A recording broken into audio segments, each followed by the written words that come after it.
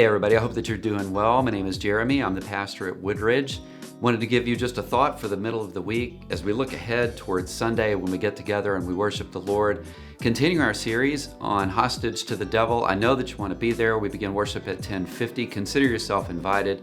Maybe you're at home and you're not well. That's okay. You can join us online. We'd love to have you there too.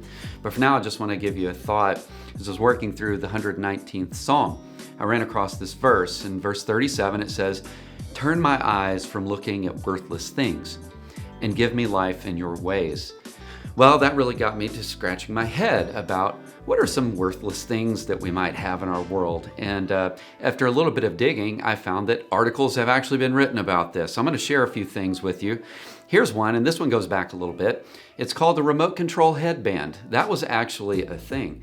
So basically, it's like a sports headband, except the outside is basically like Velcro. This was in the day when you had 8, 9 remotes and you didn't know which one was working, whatever it is that you were trying to work. So you could actually connect it to your head so that it would be with you and also so that you wouldn't lose it. That might be an example of a worthless thing. How about this? The revolving ice cream cone.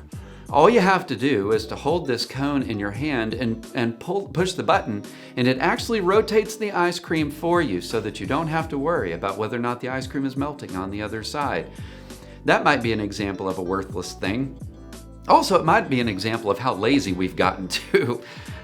Here's another one that was fun. The shoe umbrella. I didn't know that was even a thing, but that was a thing. You would literally clamp a little umbrella to the front of your shoes on a rainy day so as to keep your shoes from getting wet. The main problem is your shoes are on the ground, and so by definition in the rain, they're just going to get wet. That's an example of a useless thing. How many of you like to go barefoot? I know that I do. It has to get really cold before I'm going to put socks on my feet. But there were some shoes that were made because some people apparently felt social pressure to wear shoes all the time. So what they did was they made the Barefoot Shoe. And the Barefoot Shoe had literally no bottom to it. It was like walking on bare feet. However, there was a top to it. And so people thought that you were actually wearing shoes. That's a real thing. Or how about this one? How many of you have ever had a hard time training your child to go to the bathroom? For those of you that are parents of little ones, you're probably going, I'm going through that right now. Did you know there was such a thing as the iPotty? Where your child could sit down and go to the bathroom and sit there and play the computer.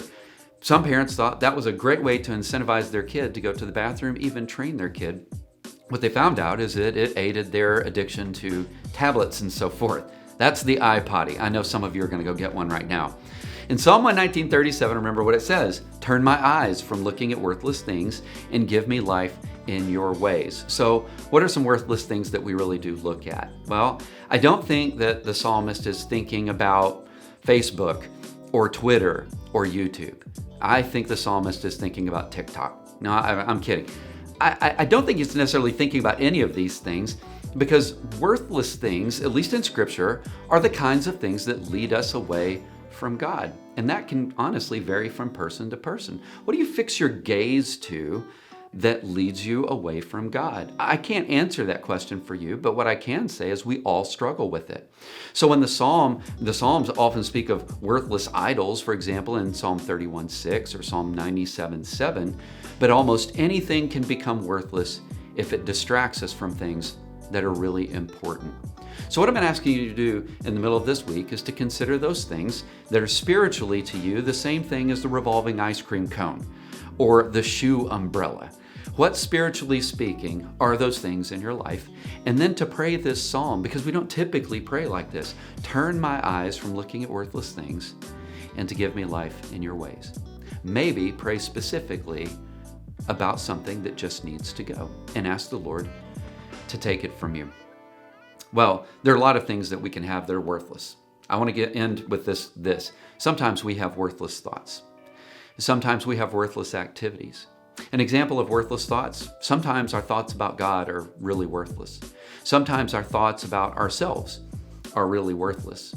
And sometimes our thoughts about other people are really worthless. I want to give you this word of encouragement because we can focus on the things that are true and the things that are sure.